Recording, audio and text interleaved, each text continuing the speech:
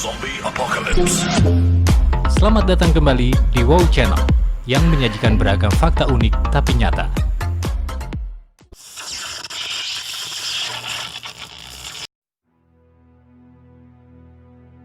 Dalam sebuah riwayat hadis sahih, Nabi Muhammad SAW menceritakan ada pelaut Arab yang tersesat dan terdampar di sebuah pulau. Di pulau tersebut, para pelaut itu bertemu dengan sosok tinggi besar yang mengaku sebagai Dajjal. Para sahabat kemudian bertanya, di mana letak pulau tersebut? Nabi menunjuk ke arah timur dan mengatakan Laut Yaman. Dari kisah hadis ini, kemudian banyak yang berasumsi bahwa tempat yang dimaksud Nabi adalah Pulau Sokotra. Pulau Sokotra merupakan sebuah kawasan kepulauan kecil di Samudra Hindia. Secara administratif, pulau ini masuk ke dalam wilayah Yaman. Letaknya kurang lebih 380 km sebelah selatan Jazirah Arab. Pulau Sokotra dikenal sebagai pulau paling misterius di dunia. Bagaimana tidak, kepulauan kecil ini seperti tak terpengaruh oleh waktu dan tidak pernah berubah selama ribuan tahun. Tidak heran jika Sokotra memiliki beberapa julukan, mulai dari The Lost World, Pulau Alien, hingga menjadi tempat pengasingan atau persembunyian Dajjal. Julukannya sebagai tempat persembunyian Dajjal sudah dipercaya banyak orang. Dalam sebuah hadis sahih dikatakan, kalau secara tidak langsung Nabi Muhammad SAW seolah menunjuk lokasi Sokotra sebagai tempat berdiamnya Dajjal.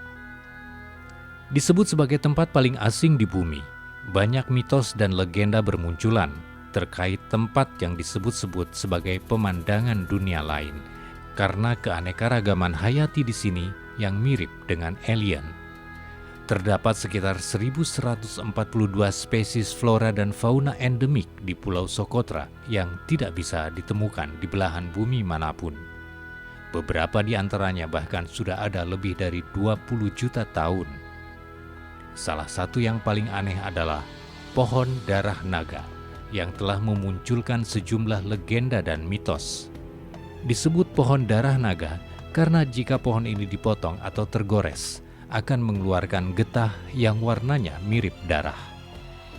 Dalam legenda disebutkan, pohon ini berasal dari seekor naga yang diubah menjadi pohon karena menghancurkan surga.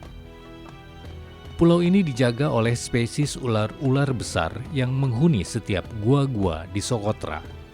Terdapat juga bunglon endemik yang oleh penduduk lokal dianggap ajaib karena desisannya dapat membuat siapapun yang mendengarnya menjadi bisu.